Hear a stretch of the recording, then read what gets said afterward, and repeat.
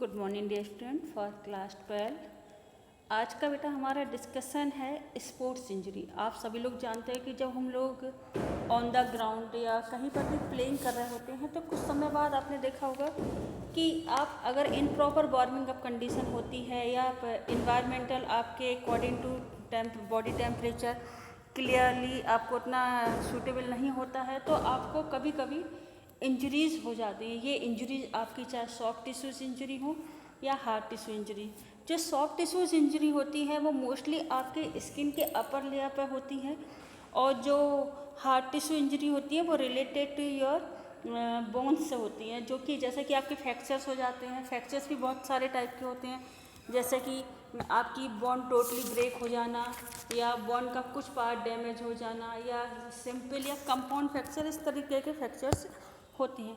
तो बेटा सबसे इम्पोर्टेंट चीज़ है कि जब कभी भी इंजरी होती है या आपकी बॉडी में किसी भी तरीके कॉज के कारण कोई डैमेज होता है, जो कि आपका इंटरनल और एक्सटर्नल दोनों ही पार्ट्स हो सकते हैं, तो इस तरीके की इंजरी को टू टाइप्स में यहाँ पे डिफाइन किया गया, सॉफ्ट टिश्यू इंजरी और hard tissue injury. Soft tissue जो इंजरी होती है वो आपकी including all muscles, ligament, tendons, skin, organs, इन सब चीज़ों से रिलेटेड होती है। एज पर बोन एंड टीथ से रिलेटेड भी आपकी सॉफ्ट टिश्यू इंजरी होती है। Soft tissue injury can be the direct like the blisters and the bruises. Bruises में भी आपने देखा होगा कि इसमें आपको ऐसी हो जाती है जिसमें कि आपका बम्प हो जाता हैगा। Players usually bump in the various objective and result in the bruising. The affected area turn red and then the blue or the purple. ऐसा आपका contusion में भी होता है और bruises में भी होता है। तो आपका ये जो इंजरी होती है इसमें जो सॉफ्ट टिश्यू इंजरी है वो डायरेक्टली, मैंने अभी आपको बताया, ब्रूसेस के कारण या एक्सटर्नल फोर्स, जो आपको एक्सटर्नल फोर्स मिल रहा है उसके कारण भी इंजरी हो जाती है। And direct injury cause by the internal force such as the strain and sprain. अब आप लोग सब ये जानते हैं कि स्ट्रेन और स्प्रेन क्या होता है। तो जो स्ट्रेन होता है वो रिलेटेड टू योर मसल्स होता है। Strain are caused by the excessive use और force stretching of the muscles or tendons, and they can be major or severe depending on the nature of the injury.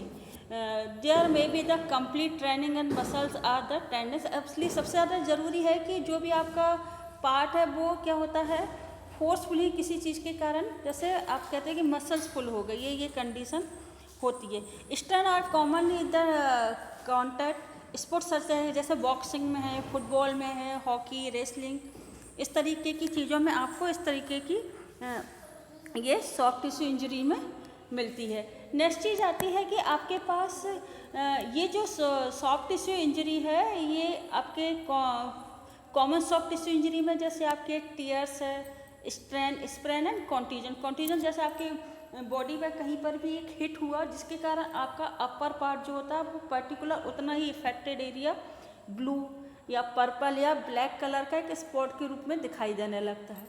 Next चीज़ आती है आपकी hard tissue injury, जो हमने discussion करा कि this injury involving damage of the bones in skin, fracture and dislocation. अब आप लोग सभी लोग जानते हैं कि जो इस तरीके की बोन्स इंजरी हैं वो फोर्स के कारण या प्रेशर के कारण होती है कि फोर्स या pressure greater than the strength of the tissues. तो इस तरीके की जब इंजरी होती है तो कहीं ना कहीं कोई कॉज भी इस तरीके का डिसलोकेशन, जैसे आप जा रहे हैं, आपके कभी कभी पैर ट्विस्ट हो जाता है और उस जगह का क्या है कि पैर पर सूजन हो जाती है, तो आप कहते हैं कि हमारा लेग डिसलोकेट हुआ है। ये डिसलोकेशन जो है वो मोस्टली आपके जॉइंट से रिलेटेड इंजरी होती है।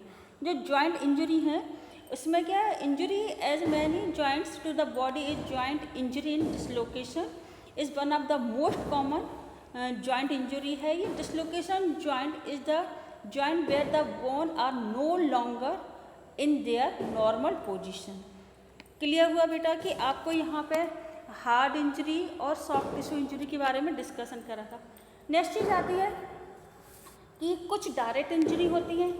डायरेक्ट इंजरी क्या होती है, जैसे आपका ब्रोकन आपकी बोन्स ब्रोक हो जाना या ब्रोसेस हो जाना, अब्रेशन, अब्रेशन मतलब ऊपर की एक लेयर का आपकी स्किन का छिल जाना जिस पर कि कुछ डॉटेड ब्लड की भी ऊपर आ जाती हैं। और या डिसलोकेशन ही हो गया और डायरेक्टली इंजरी में क्या होता है या सामने के सामने आपको चीज़ क्लियर, लेकिन इनडायरेक्ट इंजरी में क्या होता है आपकी जो strain on muscles and ligaments हैं वो आपकी रैप्चर होती हैं। इसमें जो actually injury occur some at the distance from the side of the impact and some example are direct injury, some example of the direct injury like pull your hamstring, sprained ankles, muscles, strain and dislocation, shoulder से related जो आपका होता है, इस तरीके की injury आपकी उसमें होती है। नेक्स्ट चीज़ आती है आपकी ओवर इंजरी। ओवर इंजरी कौन सी कंडीशन में होती है कि जब आप किसी भी बॉडी के पार्ट्स को एक्सेस यूज़ करते हैं या ओवर यूज करते हैं, जिसके कारण कि क्या the principle of the over injury is that the repetitive microtrauma over burden then the capacity of the tissues to rupture itself. जैसे लॉन्ग डिस्टेंस जो रनर होते हैं उनको मोस्टली कहा जाता है कि उनको हार्ड सरफेस पर रन नहीं करना, मतलब जो रोड साइड एरिया होता है उस पर आपको रन नहीं करना। तो जब ये वाली कंडीशन होती है तो कहीं ना कहीं उनको कहा जाता है कि वो जो नीचे साइड एरिया है उस पर वो लोग रन करें, लेकिन इस तरीके के जब रन नहीं होता है तो आपको ये कंडीशन मिलती है कि सीरियस इंजरी भी हो जाती है। और यही serious injury, this injury that the affected on the decline and the examine of the players. इसमें जो मोस्टली क्या होता है कि जो लिगामेंट्स हैं या जो बोन्स हैं वो रैप्चर हो जाती हैं और लॉन्गर ड्यूरेशन तक आपको उन रैप्चर्स ब्लड वेसल्स के साथ वर्क करना पड़ता है, जो कि काफ़ी पेनफुल भी होता है। ये आपने देखा होगा घुटने के नीचे आपके जो लिगामेंट्स हैं, जब लॉन्ग डिस्टेंस रनिंग आप करते हैं लेकिन कहाँ पर कर रहे हैं, हार्ड सरफेस के ऊपर कर रहे हैं, तो ये आपकी रैप्चर्स हो जाती हैं। तो ये आपकी मेजर इंजरी में भी काउंटेबल होती है। या ड्यूरिंग द प्लेइंग टाइम, जैसे पिक में है कि आपकी जो नीज के नीचे का पार्ट है वो पूरी तरीके से यहाँ पे रैप्चर्स हो जाता है, जिसके कारण कि आपका लेग देखिए पूरी तरीके से ये ट्विस्ट हो गया है, ये मुड़ गया है, जिसके कारण आपको क्या होता है ये फ्रैक्चर, डिसलोकेशन और डिफरेंट टाइप्स आपकी इंजरी इसके अंदर लिगामेंटल भी हैं और हार्ड इंजरी के इसमें भी सिम्टम्स क्लियरली शो होते होंगे। तो सबसे पहली चीज़ है कि जब कभी भी हम इन चीज़ों का डिस्कशन करते हैं तो इन चीज़ों के डिस्कशन के साथ ये भी चीज़ आती है कि इनके क्या कॉज है। क्या कभी आपने ये चीज़ देखा है कि इनके cause of the sports injury क्या है? तो आपके पास ये क्लियर है कि लैक ऑफ द फिटनेस, अगर आप प्रॉपर वार्मिंग अप नहीं करते हैं या पुअर कंसंट्रेशन, अगर आप किसी भी ऑब्जेक्ट के बारे में ध्यान दे रहे हैं लेकिन उस पर उस समय आपका माइंड क्या होता है, डिस्टर्ब होता है, जिसके कारण आप कहीं ना कहीं अपनी पोजीशन को डिफीट कर लेते हैं या उस पोजीशन से हट जाते हैं, जिसके कारण आपको ये इंजरी होने की चांसेस ज़्यादा बढ़ जाते हैं। नेक्स्ट चीज़ है कि आपने ओवर स्ट्रेस और टेंशन, जब कभी भी आप टेंशन में होते हैं या ओवर स्ट्रेस कंडीशन होती है तो इस तरीके की इंजरी होती है, जिसमें कि आपका बिहेवियर जो होता है, साइकोलॉजिकल बिहेवियर, ये भी आपके एक एक्सीडेंट का मेन कॉज होता है। नेक्स्ट चीज़ है इक्विपमेंट्स फेलियर। अगर आप जो भी इक्विपमेंट्स यूज़ कर रहे हैं वो अपनी वर्किंग को प्रॉपरली नहीं कर पाता या वो ऑब्जेक्ट अच्छा नहीं है या इक्विपमेंट्स अच्छा नहीं है, जिसके कारण भी एक्सीडेंटल होते हैं। जैसे कि फुटबॉल वगैरह खेलते में अगर आपके प्रॉपर शूज़ नहीं हैं या आपने प्रॉपर सेफ्टी गार्ड्स वगैरह नहीं पहने तो इंजरी होने के कारण ये इक्विपमेंट्स फेलियर होना भी एक कारण है जो आपकी इंजरी होने का कॉज होता है। नेक्स्ट है फैकल्टी स्किल एक्शन। जब आप देखते हैं कि player performing the faulty skill, मतलब जो भी एक गलत स्किल को अप्लाई करता है तो उसकी जो पोजीशन है वो कहीं ना कहीं डिस्टर्ब होती है और अनबैलेंस मूवमेंट के कारण भी प्लेयर्स क्या होता है या अनकोऑर्डिनेट बिहेवियर के कारण भी क्या होता है, ये अपने आप को इंजरी का एक रीजन बनता है। नेक्स्ट चीज़ आती है नॉट फॉलोइंग रूल्स। जो rules and regulation particular games के लिए जो रूल्स एंड रेगुलेशंस बनाए जाते हैं, जैसे मान लीजिए कि आप जब परफॉर्म करते हैं तो आपको एक स्किल परफॉर्मेंस देनी होती है, लेकिन आप जब सेफ्टी गार्ड्स यूज़ नहीं करेंगे, प्रॉपर रूल्स नहीं अप्लाई करेंगे, जो आपको फॉलो करने होते हैं, आप उनको जब फॉलो नहीं करते तो कहीं ना कहीं ये आपके इंजरी का मेन कॉज भी होता है। Aggression and the violence. जब आप कभी during the playing time on the ground होते हैं तो अपने आप को बेटर परफॉर्म करने के लिए या अपने आप को हार से बचाने के लिए आप ओवर एक्साइटेड हो जाते हैं, और कभी कभी इसके कारण क्या आप खुद भी हार्म होते हैं या अपोनेंट को हार्म करने के लिए भी आप इस तरीके का वायलेशन यूज करते हैं। तो ड्यूरिंग द गेम ये कि कॉज है कि ये आपको इंजरी होने का एक फैक्टर्स भी बनाता है। फिर उसके बाद है आपको जो भी सेफ्टी मेजर्स दिए गए हैं या आपको बताए जाते हैं कि इस तरीके के सेफ्टी मेजर्स के साथ आपको किसी भी एक्टिविटी को परफॉर्म करना है, तो जब आप उनके रूल्स को अप्लाई नहीं करते हैं तो आपको ये इंजरी होती है। नेक्स्ट चीज़ होती है कि इनप्रॉपर वार्मिंग अप है या रॉन्ग ट्रेनिंग मेथड्स भी अगर आप अप्लाई होते हैं, कि जो आपको कोचेस के थ्रू ट्रेनिंग मेथड्स दिए गए हैं, अगर आप उनको प्रॉपरली यूज़ नहीं करते, उनकी गाइडलाइन को फॉलो नहीं करते हैं, तो ये ट्रेनिंग मेथड जो होते हैं आपको आपकी टेंशन को, आपके ओवर ट्रेनिंग या ओवर एक्सर्शन के कारण भी आप उनको फॉलो नहीं करते हैं।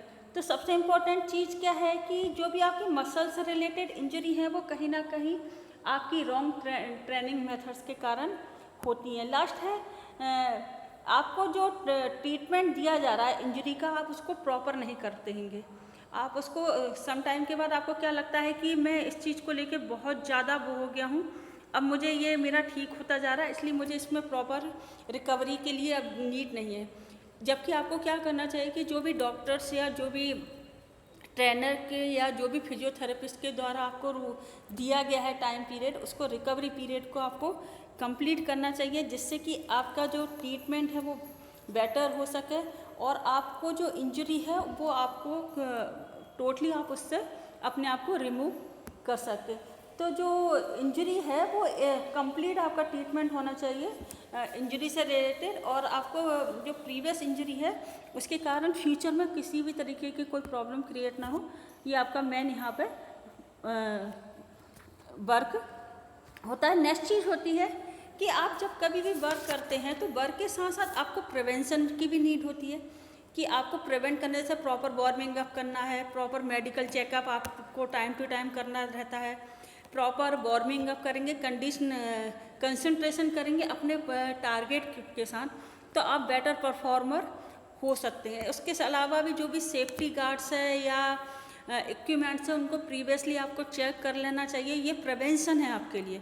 उसके बाद रेगुलर आपकी जो स्किल है उससे रिलेटेड आपको अपने कोचेस के थ्रू या अपने गाइड के ये उसकी इंस्ट्रक्शंस को फॉलो करना चाहिए, जिससे कि आपकी स्किल एक्शन बेटर हो सके और डेवलप हो सके, आपकी फिजिकल कंपोनेंट्स या आपकी स्पेसिफिक स्ट्रेंथ आपकी, जो कि आपको किसी भी वर्क को करने में हेल्पफुल होती है। इसके अलावा आपके पास है कि आपकी फ़िटनेस में रेगुलरिटी होना चाहिए, आपकी फ़िटनेस अच्छी होनी चाहिए, प्रॉपर और सेफ्टी इन्वायरमेंट का यूज़ करना चाहिए।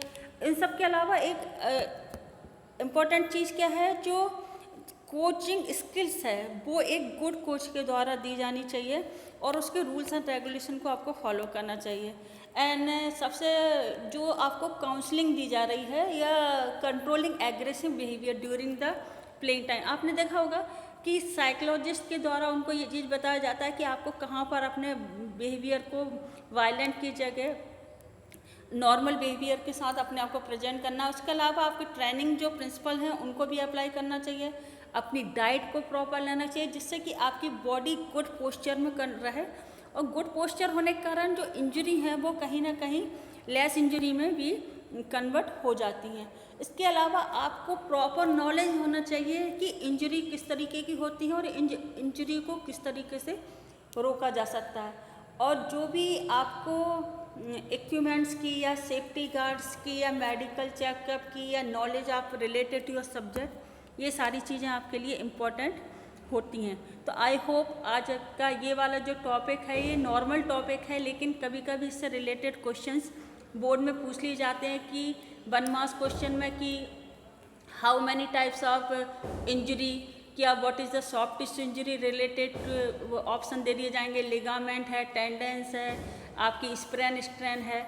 इन सब के अलावा आपके पास जैसे हार्ट टिश्यू इंजरी के बारे में पूछ लिया जाएगा, उन्होंने आपको दे दिए 2 ऑप्शन या 3 ऑप्शन कि आपको डिसलोकेशन है, कॉन्ट्यूजन है, अब्रेशन है और फ्रैक्चर्स है। तो आपको क्या, तो आपके पास एक कॉम्बिनेशन ग्रुप भी आपको इसमें मिलता है। नेक्स्ट इसमें आपके पास जो क्वेश्चन बनता है कि जॉइंट से रिलेटेड कौन सी इंजरी होती है मोस्टली, तो आपके माइंड में ये कॉन्सेप्ट क्लियर होना चाहिए कि डिसलोकेशन आपके जॉइंट से रिलेटेड। तो ये छोटे छोटे 1 मार्क्स के क्वेश्चंस हैं जो आप अपनी नोटबुक में जब इन चीज़ों को नोट डाउन करा करें। इन वीडियो के थ्रू मैं आपको लगातार यही बता रही हूँ कि आप इन वीडियो को देखिए और इनसे रिलेटेड जो भी क्वेश्चन है आप डिस्कस करिए मुझसे, या आप व्हाट्सएप के थ्रू मुझे ये बता सकते हैं कि मैम ये वाला क्वेश्चन है, इसका आंसर हमें किस तरीके से लिखना होगा। अगर आपको क्वेश्चन लिखने में या आंसर लिखने में प्रॉब्लम होती है तो मैं आपको उसका एक पैटर्न भी यहाँ पर फॉलो करवा सकती हूँ। Thank you student, you watching my video and subscribe and like. Thank you.